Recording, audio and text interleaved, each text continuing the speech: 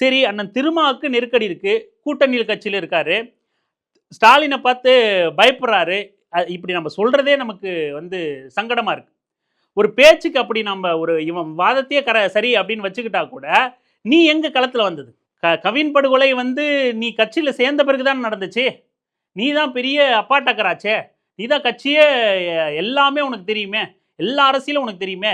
Voice of common ஒரு IT wing வச்சுக்கிட்டு இருந்தாலே, இவன் பெரிய அப்பாட்டக்கர் மாதிரியே பேசிக்கிட்டு இருப்பான். அப்படி இருக்க, உங்க கட்சி எங்க கவின் படுகொலைக்கு வந்து பேசிச்சு. அதுக்கு அடுத்த நிகழ்ந்த அத்தனை சாதிய கொடூரங்கள் நிகழ்ந்திருக்கு.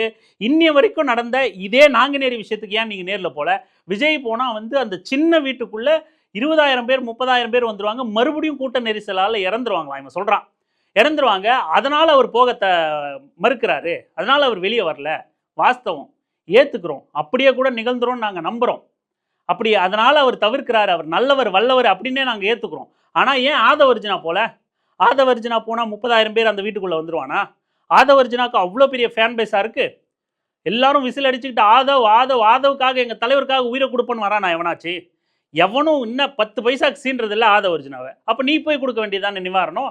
நீ போய் நீயும் அந்த கட்சியோட ஒரு நிர்வாகி தானே?